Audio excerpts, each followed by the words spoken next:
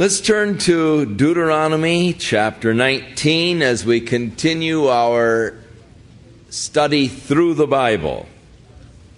In the 19th chapter, the first thing that Moses is dealing with is when they come into the land and they possess the land that God is giving to them, the establishing of these 3 cities of refuge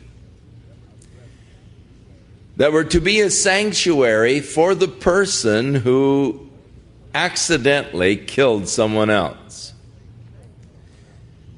In that culture, and still today, in the Bedouin culture of the Middle East, if someone kills one of your family members, you become honor bound to kill them.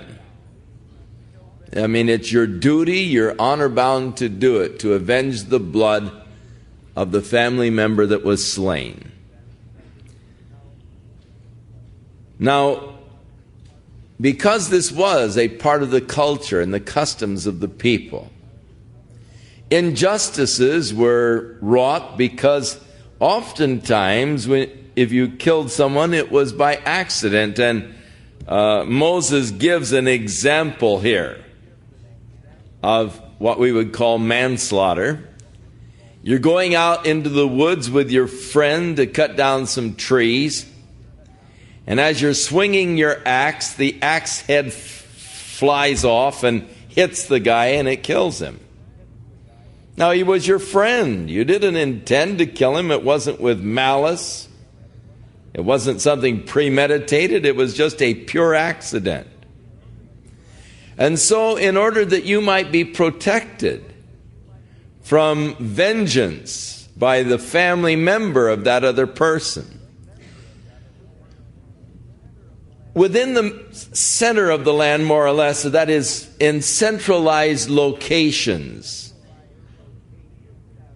there were to be established these cities of refuge where you could flee and be protected within the gates of that city, so that the avenger of blood could not pursue you within the city to take vengeance upon you for the accidental killing of the member of his family.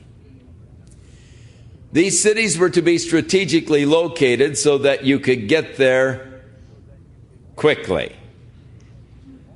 And also, the roads to these cities were to be well maintained and well marked.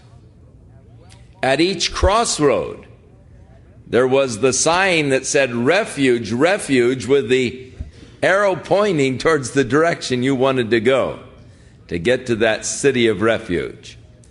And it was a protection so that a person who was guilty of manslaughter would not be slain, because that would then be the shedding of innocent blood, inasmuch as there was no premeditation or malice involved in the death of the other person. Now, on the side of the Jordan where they had already established, there were already 3 cities of refuge over there.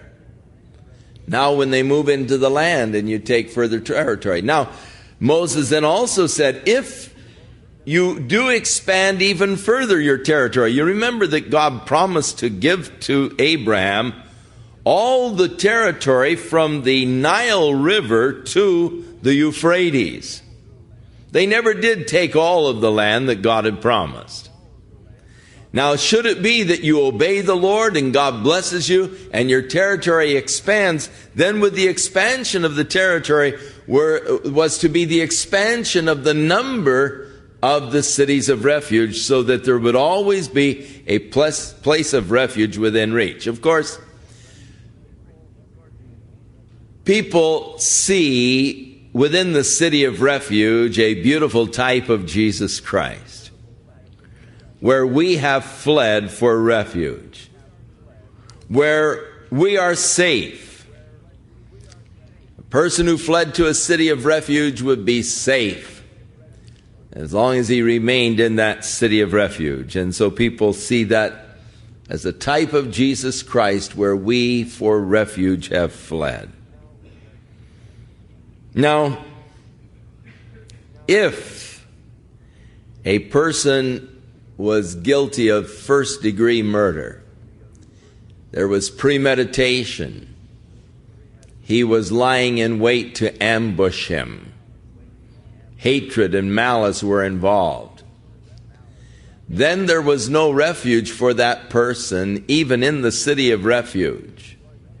When the avenger of blood came to the city, the elders of the city of refuge would have to turn over such a man to the avenger of blood that he might be slain. No place of refuge for that presumptuous kind of sin. A man who hates his neighbor lies in wait, rises against him, and strikes him mortally so that he dies. No place of refuge for him. Your eye shall not pity him, verse 13, but you shall put away the guilt of innocent blood from Israel, that it might go well with you. The purpose of justice is the preservation of your society, that it might go well with you.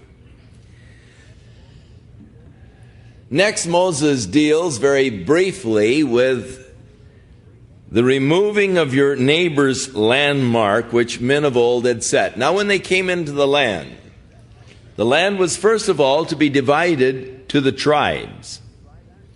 And then that portion that was given to the tribe was to be divided to the families within the tribe, so that each family received their portion of land. And they would set up these rock markers. And even to the present day, over in the land, you can see these little rock markers. They don't have, modern surveying methods, and they don't drive down these stakes, and put the little marker on it, the surveyor's marker. They don't do that. What they do is just put up a pile of stones. And that stone pile is the marker of the boundary of the land. And that becomes a very sacred thing. You're not to move those stones. Go out at night and move it over a foot or a yard or so, to expand your yard into your neighbor's yard. They were held very sacred, the markers for the property boundaries. And so the law against the moving of your neighbor's landmark, which have been set. Then the law concerning witnesses. You could not invoke capital punishment against a person in the mouth of one witness. You had to have at least 2 or 3 witnesses to establish the veracity or the truth of a matter. And if a man should rise up and bear false witness against another man, testifying that he did something wrong, and there develops this argument. The guy says, "No, I'm innocent." He said, "No, I saw him do it. And he is testifying falsely against the man. There's to be a very serious examination of the facts by the priest. And if it is found that you're just trying to get me in trouble, you're angry with me, and you're trying to get me thrown in jail, or you're trying to get me stoned, the penalty for what you're accusing me of will be given to you, because you were bearing false witness against me and trying to get me to be punished some way. The very punishment that would be meted out were I guilty is meted out upon you, because you have borne false witness against me. Now, verse 20, it declares that that person who does that is to be put away, the evil person from among you, that those who remain shall hear and fear and hereafter they shall not again commit such evil among you. The purpose of the severity of the penalties were intended as a deterrent to crime. Now, our social scientists today say that severe penalties are not deterrents to crime.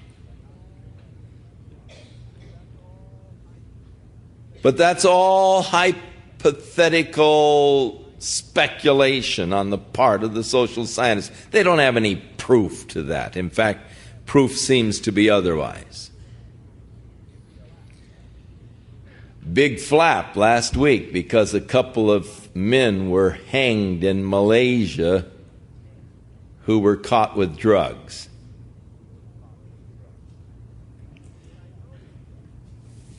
But I noticed that in the British papers, and they were quite into that because one of them had joint British and Australian citizenship. So, and you know, some of those British tabloids, they have headlines that are half the size of the front page.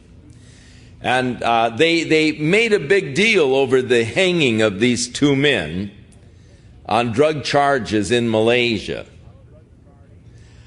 But I noticed that the paper said that this will surely serve notice to anyone who is carrying drugs to steer far from Malaysia. Because even Margaret Thatcher made a plea to the government over there to commute the sentences and so forth, and for leniency, but they showed no leniency. They went ahead and hanged these two fellows in spite of all of the hullabaloo that was raised up over the thing. But it makes you think twice before when you book your routing on your airlines, if you're carrying drugs in your suitcase. Man, you think twice before you go through Malaysia, because you know that these people mean business when they say that they don't want any drug trafficking in their country. And these two fellows are only two of many. The only reason why there was so much press about it is because one did have joint Australian-British citizenship. But some 32 have been hanged in the last couple of years in Malaysia over drug charges. And word gets out, hey, steer clear of Malaysia. Of course, it's even more so in Singapore. There they don't even spend 2 years trying you in court. If you're caught with drugs, the policeman takes his .45 and blows your head off.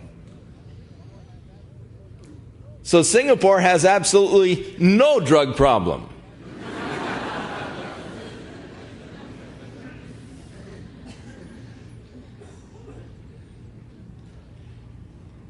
It is a deterrent.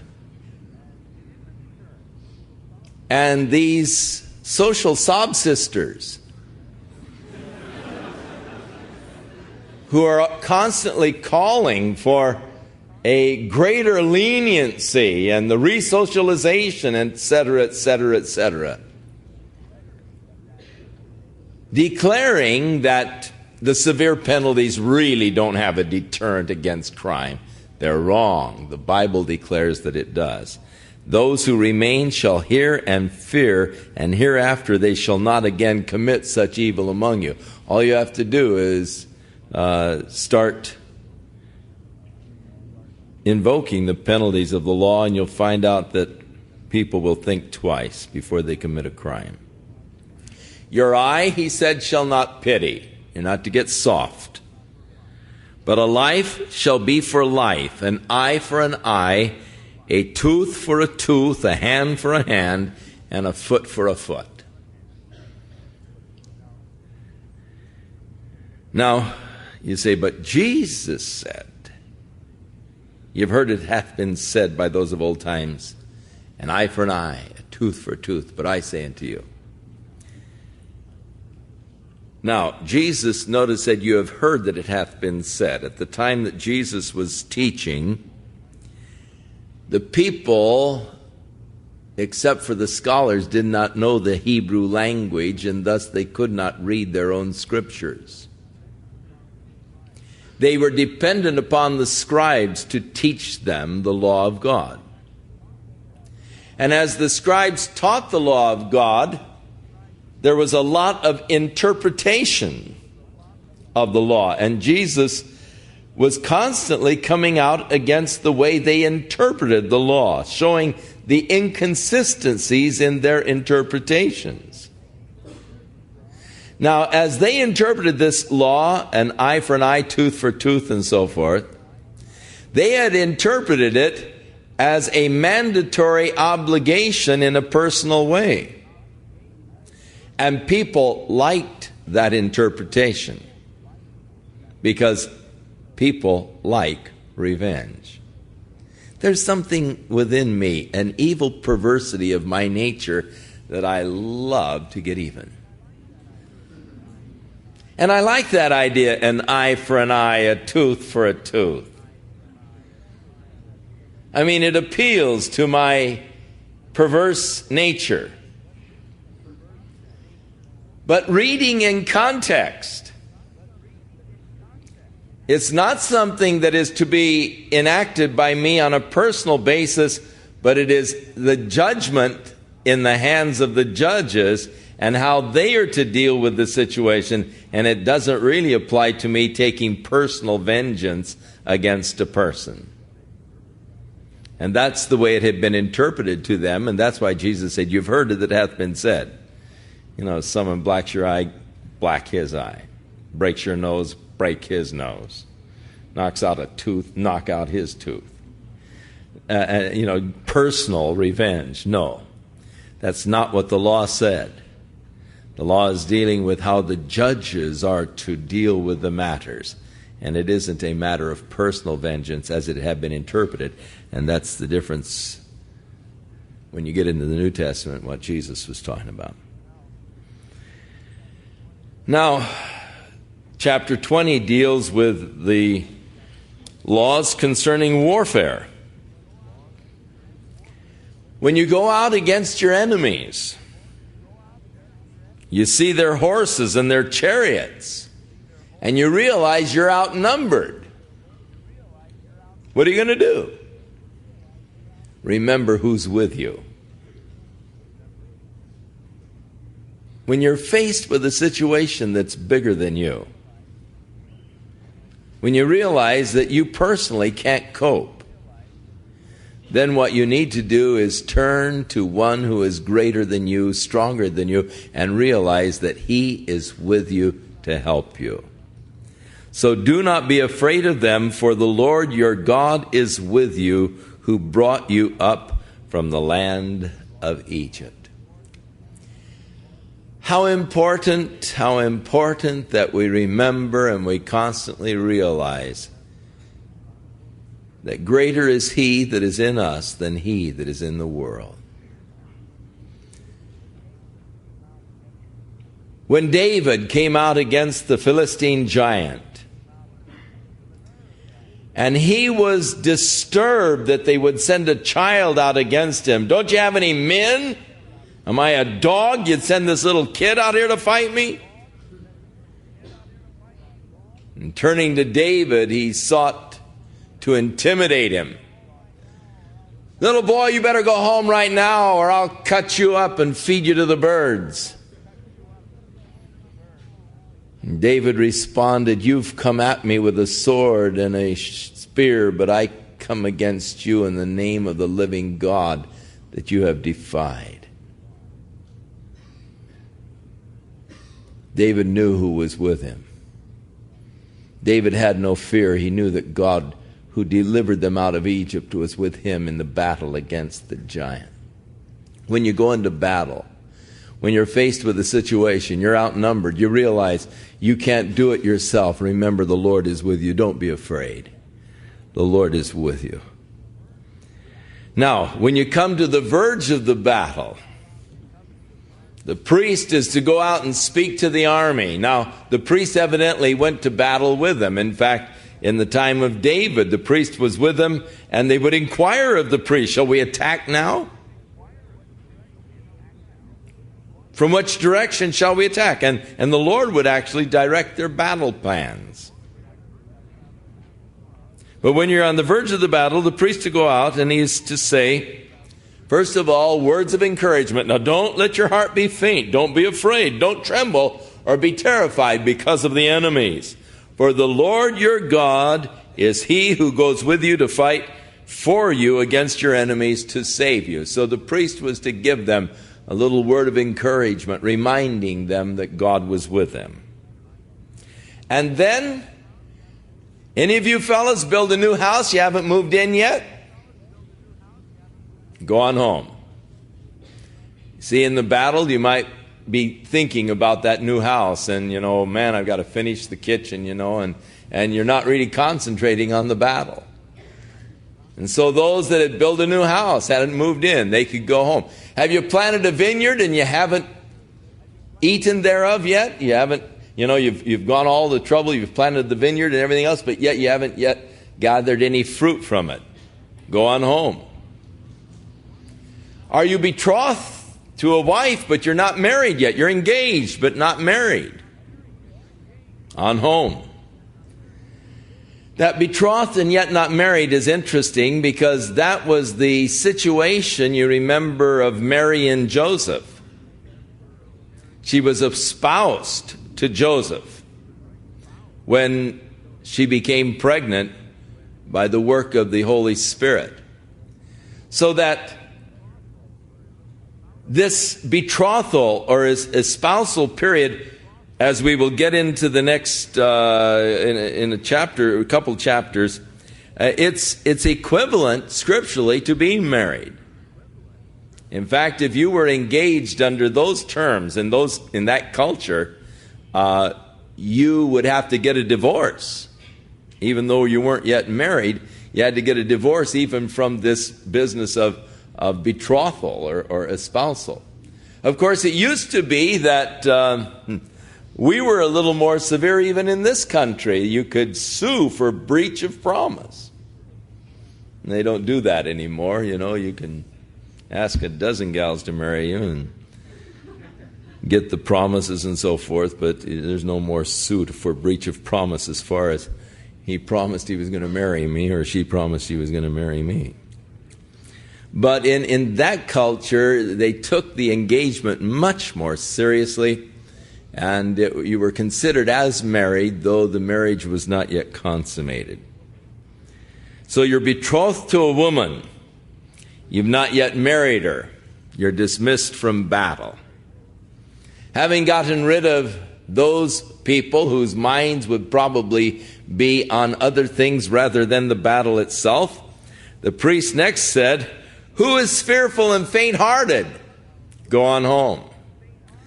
Now, the reason for that is that being fearful, they might panic in the midst of the battle and create fear among the other troops. Fear is a contagious thing. And so, lest they panic in the midst of the battle, they were sent home, those who were afraid to go into the battle. You remember when Gideon gathered together his army to face the Midianites. There were some 32,000 that responded to Gideon's call.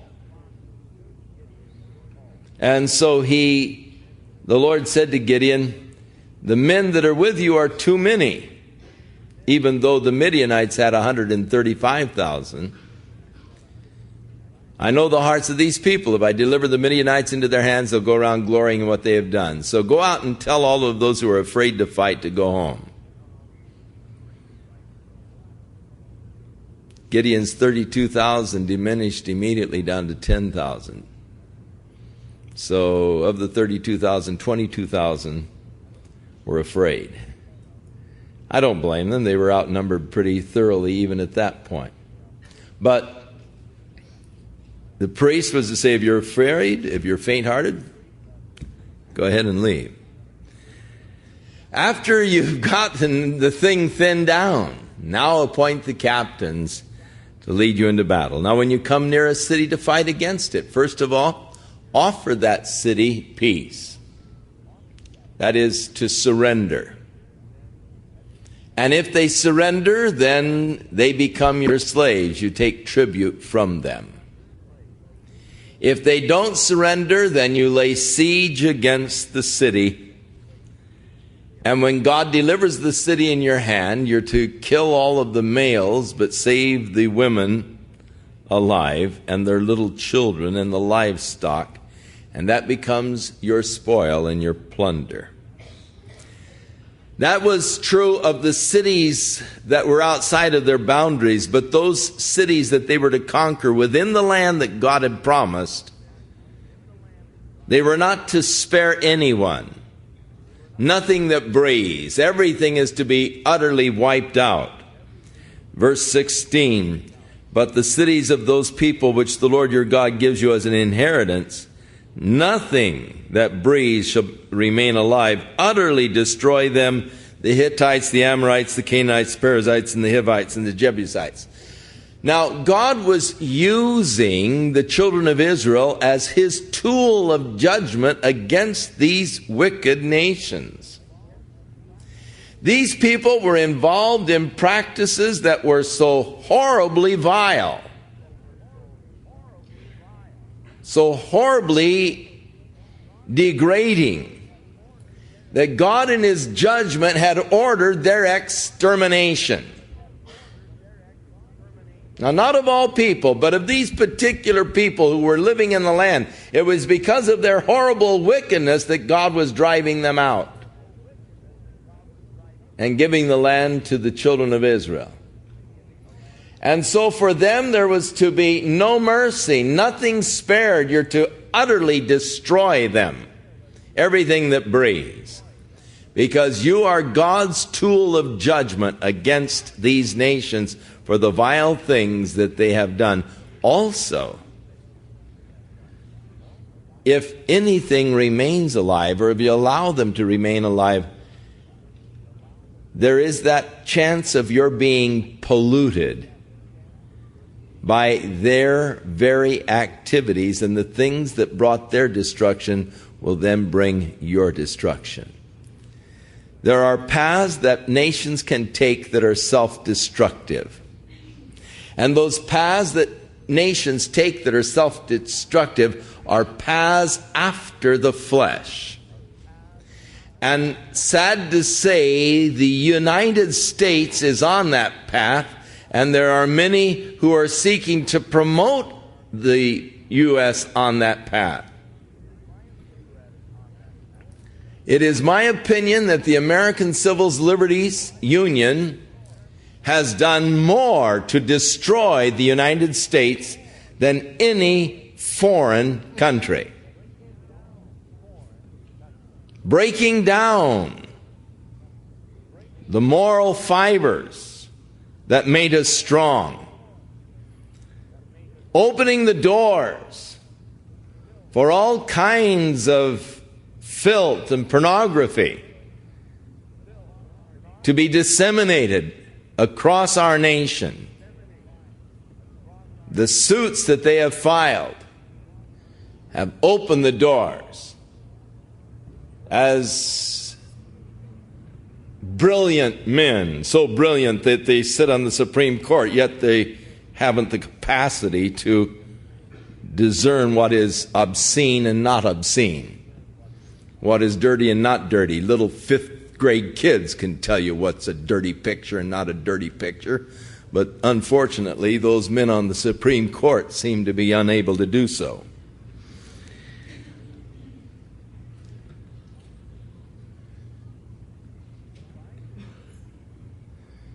But by this,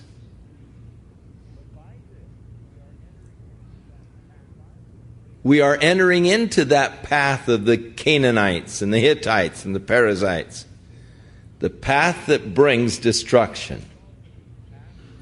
Righteousness exalts a nation, but sin is a reproach to any people.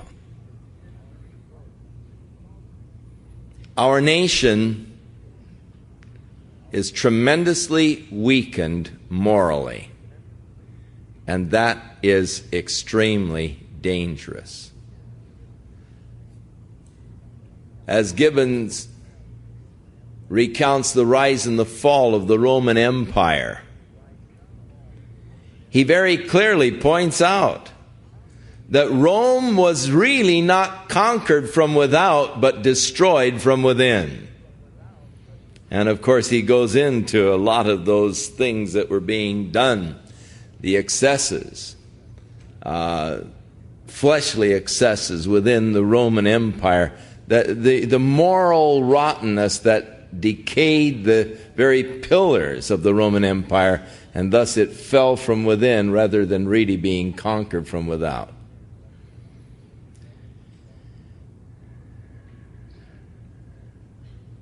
One of the reasons why we had such great difficulties in Vietnam was the widespread use of drugs and alcohol among our troops. We don't like to admit that. We want to think that we're a Christian nation and we were fighting a bunch of heathens.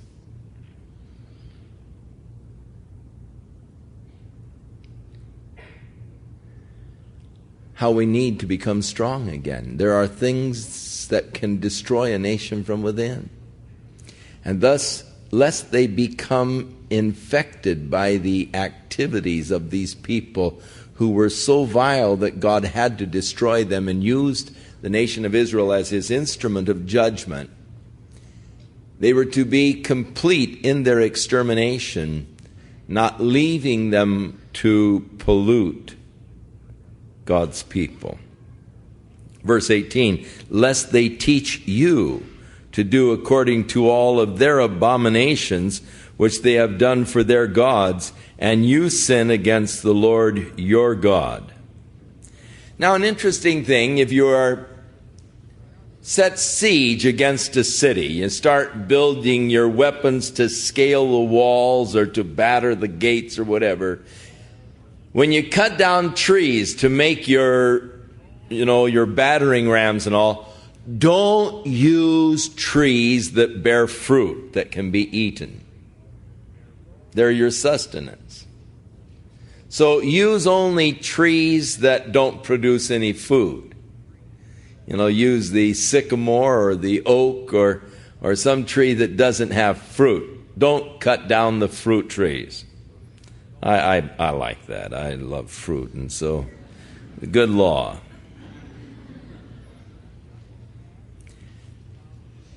Now, if a man was found dead out in the field, and no one knows who killed him,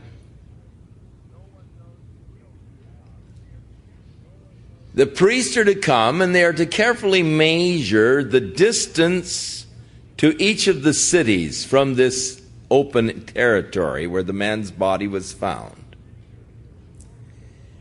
And the city which is closest to this man, to the carcass, the elders of that city are to take a heifer, and they're to go down into a valley where there is a running stream.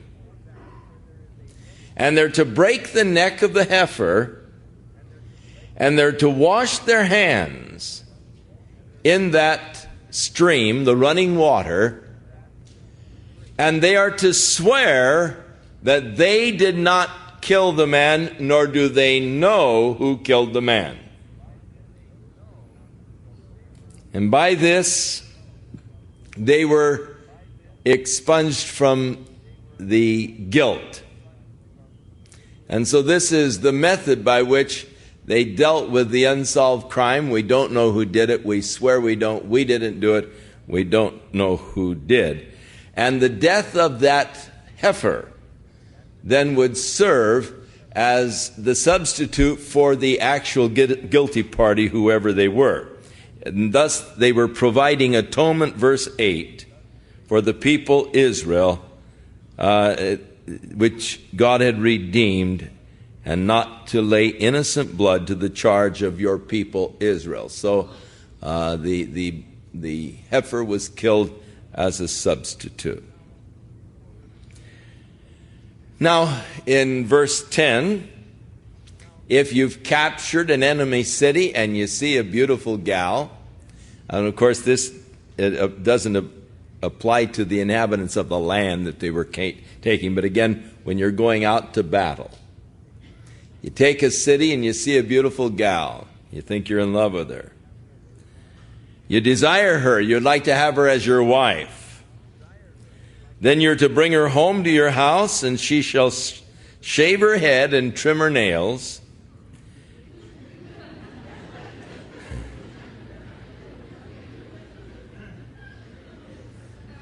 And then you take another look.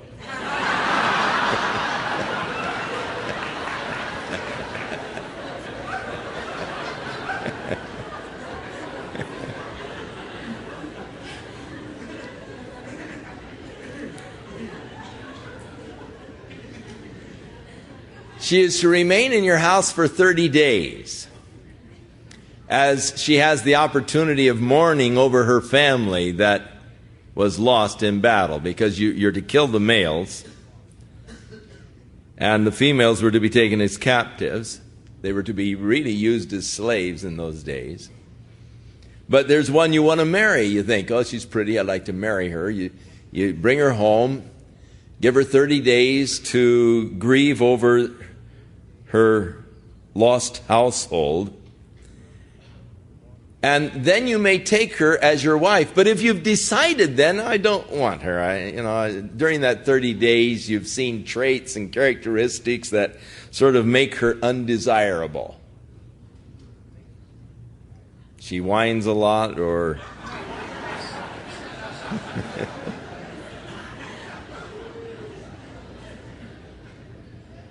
then you're to set her free. You've actually humiliated her in shaving her head and cutting her nails. So you're to set her free. You're not to sell her. You can't sell her now as a slave. But she is entitled to freedom. But you don't have to marry her after 30 days. You see that you don't want her. You don't have to marry her. Set her free. Don't sell her for money. You shall not treat her brutally, because you've actually humiliated her in the shaving of her head and all. Now, if a man has 2 wives, and polygamy was practiced in those days, but I can see problems with polygamy. I can see advantages too, as far as that goes. I mean, if you want to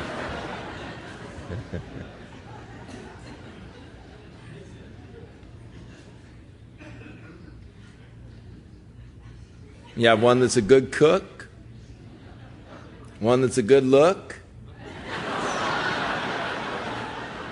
Send a couple out to work to bring the money in, and you could live like a king,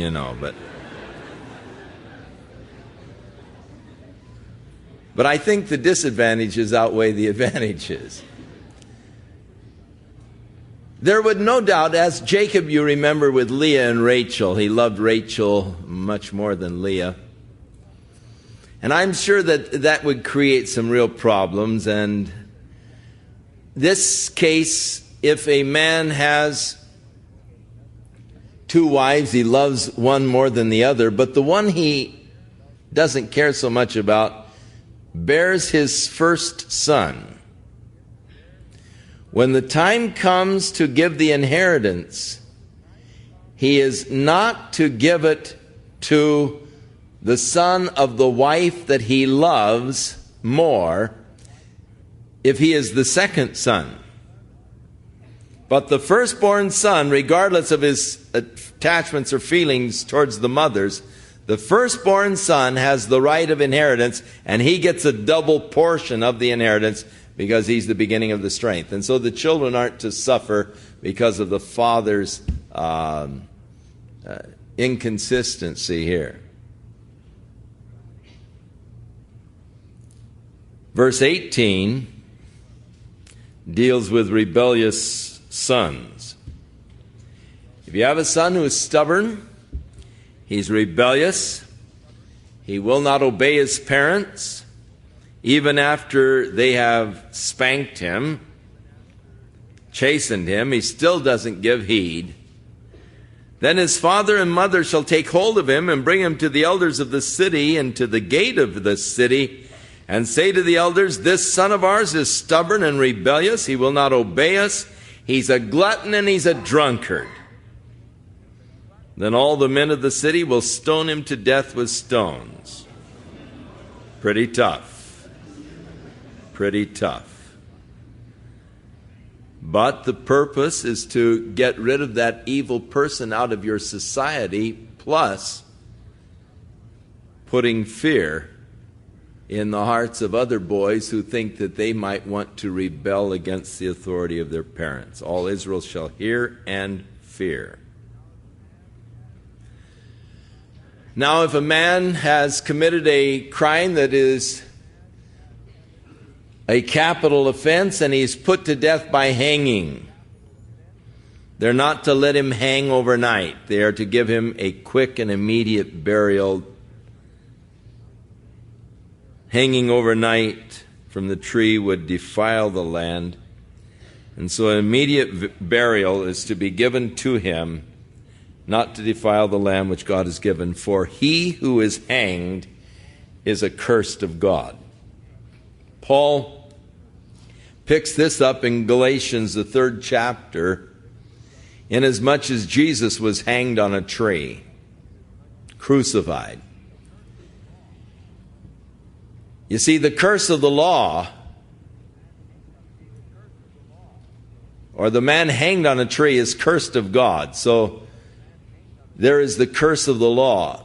And he who, and so Paul said in Galatians, the 3rd chapter, Christ has redeemed us from the curse of the law, being made a curse for us. For it is written, cursed is every man that hangeth on a tree. So by Jesus' crucifixion, cursed of God, the curse of the law was upon him. Death by hanging on a tree, or death by crucifixion. So that by his death, in our place, he has redeemed us from the penalty of death, becoming a curse for us. And so that glorious truth of the substitutionary death of Christ in our place. Chapter 22. Neighborliness. If you see your brother's ox or his sheep going astray, you're not to hide yourself from it. One of the problems of our society today is people just don't want to get involved. We're constantly shocked by the stories of people who have been assaulted and how people just stood by, did nothing to help them, didn't want to interfere. Women being raped in public, and the crowd just standing, no one doing anything to stop it, no one wanting to interfere. It's a rather rough place to live when people don't want to get involved to help someone who is in need. And so to protect Israel against that kind of calloused attitude, God gave laws. You see an ox or a sheep that's gone astray, it's lost. You're not to just go in your house and close the door and say, well, what a shame, someone's lost their ox. Or my neighbor's sheep have strayed off, too bad, and just close the door and go to bed. But you shall certainly bring them back to your brother. You're to get involved. Now, if he lives too far, or you don't know whose ox or sheep it is, but obviously it's strayed off, then you're to take it and you're to keep it yourself. Put it in your own stall and keep it until the owner comes looking for it. And then when he comes looking for it, you're to return and restore to him. And thus shall it be for any lost thing. In other words, it wasn't losers, weepers, finders, keepers. But there was that obligation of seeking to find whoever owned that property that you had found. Find the owner and restore and give it back to the owner. Now, if you see your brother's ox or donkey fall in a ditch, and you see him trying to get the thing out of the ditch, you're to go over and help him. Now, you say, well, that doesn't apply to our society. I don't have any ox or, donkeys falling in ditches around here. Okay, you want a modern version? You see your brother who has a dead battery pushing his car, trying to get it started. Get out and help him push. Don't honk your horn and say, get out of the way, Be neighborly. Go out of your way to help someone in need is basically what the Scripture is teaching us. Don't be selfish. Don't be just all locked into yourself. Help those who are in need. Next, a woman is not to wear clothing that belongs to a man. And of course, this is subject to interpretation for sure. Basically, in those days, men wore robes. So, what can you say? Basically, if you look at the law, what is he really seeking to prohibit? Men trying to look like women, and women trying to look like men. When we arrived in London last Saturday week, our hotel was right next to Hyde Park.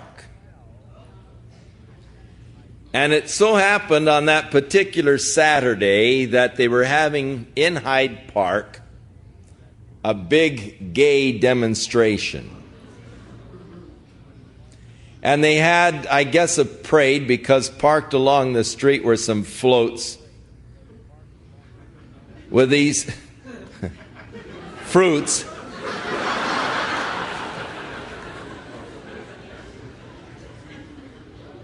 that were dressed and made up like women. I mean, in looking at them, you'd think that they were women. But the signs were proclaiming otherwise. We had our little 5-year-old granddaughter. And my heart was sick for her to see that kind of junk that you usually associate with West Los Angeles and San Francisco. No, it really troubled me that my little granddaughter, 5 years old, in all of her beauty and innocence, would have to be exposed to these fellows who have a problem, trying to look like women, dressing like women. In the same token, women were not to seek to appear as men. And that's basically the prohibition here. It isn't, you women aren't to wear Levi's. I wouldn't wear the kind of Levi's you wore for all the money in the mint. I mean, you have a right to those kind of Levi's if you want them, and I have no problem with that. Or Jordache or whatever they are. A lot of people, they really get strung out on this. It's just basically, don't try to look like a woman if you're a man, and don't try to look like a man if you're a woman. Because that, it says, is an abomination to the Lord your God.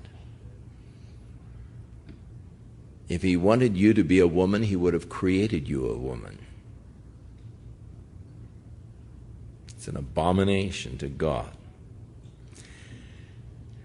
Now, if you're out hunting, you come upon a bird's nest. You want the eggs or the little birds. Don't take the mother. Let her go free.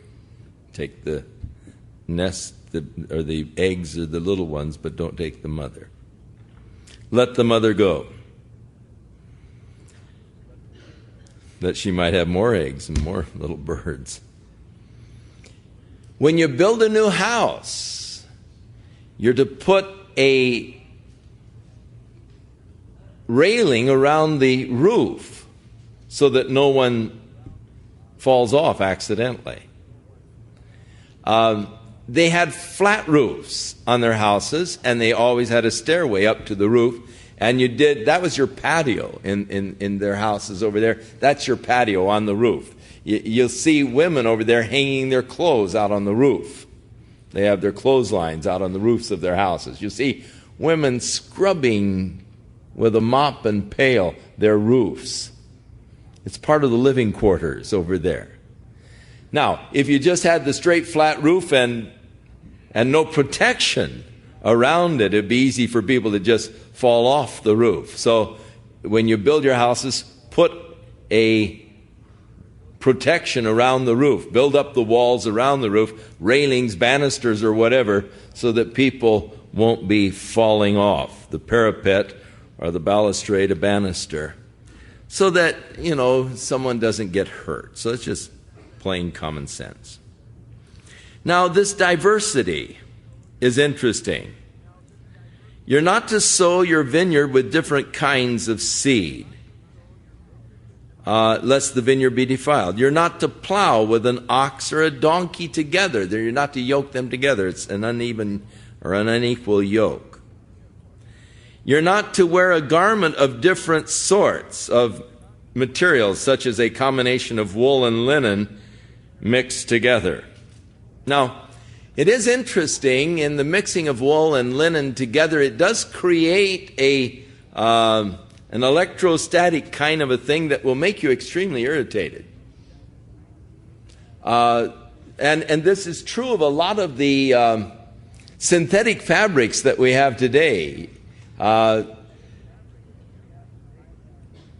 They have discovered with the airline pilots that sitting on the synthetic fabrics actually tires them and on the long hauls. And so they've gone now, in the most part, to these all wool kind of sheepskin seats and so forth, because it isn't nearly as irritating. It doesn't set up that electrostatic kind of thing on your body where, your skin begins to crawl and and synthetic fibers or mixed fibers can do that, and that could be one of the reasons why God told them not to do it. You are to make these tassels on the corners of your robes. Now, these little tassels were to have a blue thread in it, and the robes evidently, as they threw them over themselves or wrapped them around, there were 4 corners, and on each of the corners this little tassel with a blue thread, and it was really to remind them of God. You remember in the New Testament when Jesus was walking with the ruler Jairus, the ruler of the synagogue, walking to his house because his little daughter was deathly ill, that a woman came out of the crowd and touched the hem of his garment. That hem there is the tassel of his garment. This little tassel that was required here, make 4 tassels. She grabbed one of those little tassels on the garment of Jesus, and so he turned around and said, "Who touched me?" And that's when Peter said, "Lord, you got to be kidding! People are pushing you and shoving all around here. What do you mean, who touched me?" But she had grabbed or touched the tassel on his garment, the hem, the tassel. Now, if a man takes a wife, and after he has gone in, consummated the marriage, and then he discovers that he hates her, and you remember this happened in David's household. And of course, here's one of the problems of the multiplicity of wives. One of his sons fell in love with his half-sister, desired her, couldn't eat, couldn't sleep. He had such a tremendous desire for her, Ammon, this desire for his half-sister. And so he finally grabbed her and forced her. And then immediately he hated her, sought to shove her aside. Absalom, of course, took revenge and killed him. But you'll get that as we move along and we get into the story of David's household. But sometimes that was the case. A man, driven by his passions, thinks, I love her, I want her, I've got to have her. And then once he's consummated the marriage, no longer wants her. Now, if this man in this situation starts spreading a dirty rumor saying, well, she wasn't a virgin. I married her, I thought she was pure, but she wasn't pure, she wasn't a virgin. Trying to get out of the marriage. You see, if a man puts away his wife, except it be for fornication, and marries another, he commits adultery. Well, he's trying to get out of it. He's saying, well, she found out she wasn't a virgin when I married her, so. Then her parents are to bring the signs of her virginity. And that, of course, was the bedclothes from the bed at the time that they had had the consummation of the marriage, proving that she was a virgin. And this man who made this false accusation against this girl who was pure was to be beaten, fined 100 shekels of silver, which were given to her parents, and he could not divorce her ever. Of course, that seems to me that it would be rather hard on the woman. It seems to me that there should have been an out for her. I mean, a guy doesn't like her, just, forget him. But women really didn't have much as far as rights in those days. Now, if it was proved that she was not a virgin, or if they could not prove that she was a virgin, then she would be stoned to death. So it was rather severe, but rather hard.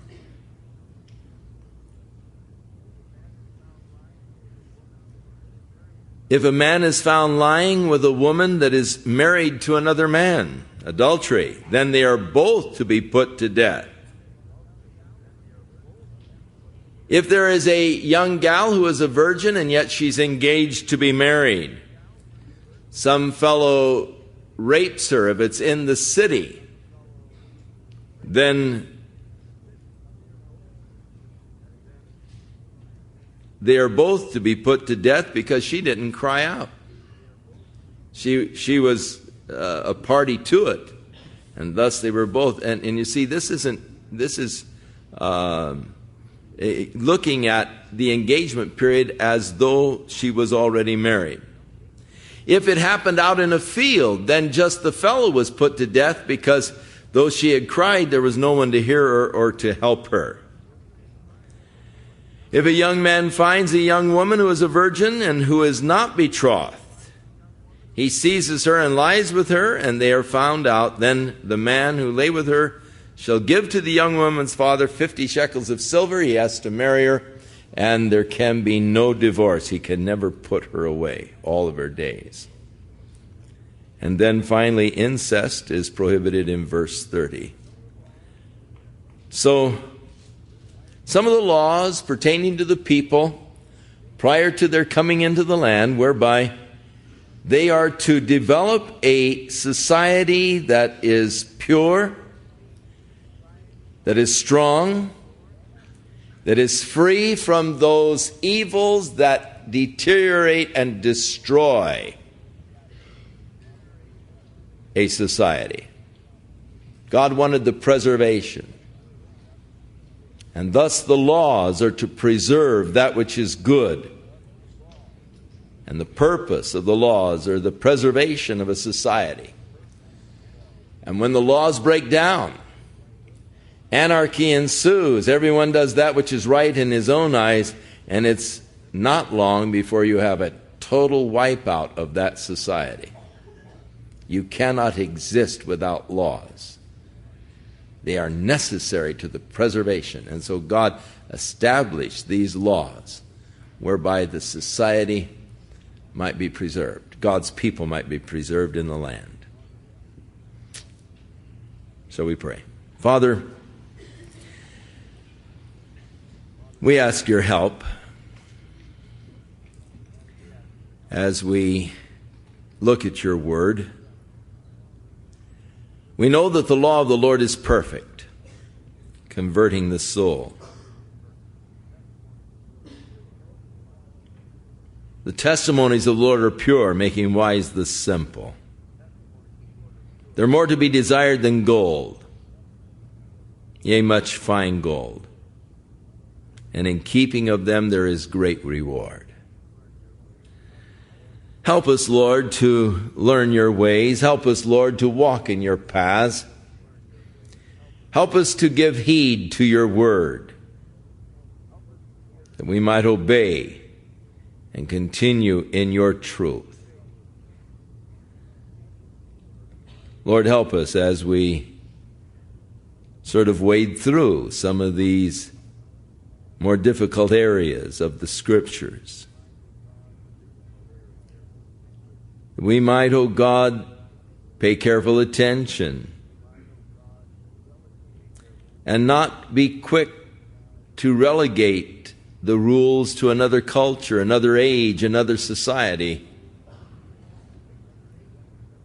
But realize, Lord, that there are basic principles to which we must adhere if we're going to live a life that is pleasing to you, if we are to dwell peacefully and securely in the land which you have given to us.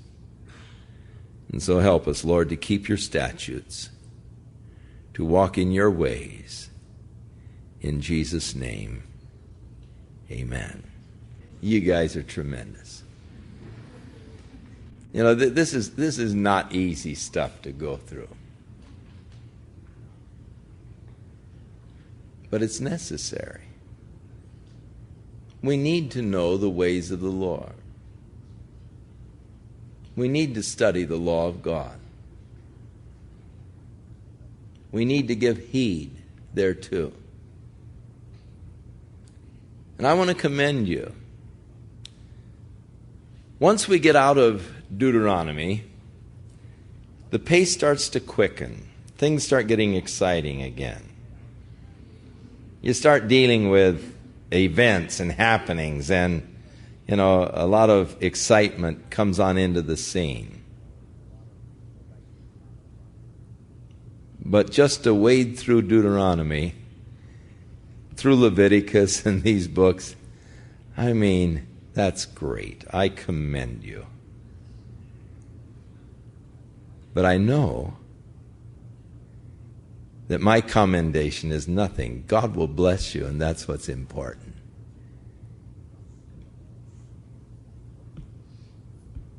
The law of the Lord is perfect. Let's study the law of the Lord. Let's keep the law of the Lord. Let's walk in his statutes. Let's keep his ways. May the Lord be with you, and may the Lord watch over you and bless you in all of your ways. May he write his law upon the fleshly tablets of your heart. Thank God that through Jesus Christ, the law which we read and dealt with tonight, how many of us would have already been wiped out? It condemned us. In that society, A lot of us would have been stoned already. But thank God that Jesus Christ bore the curse of the law for us. Being crucified, He's redeemed us from death, and we have life in Him. And may you enjoy that abundant life in Jesus this week as you walk in fellowship with Him.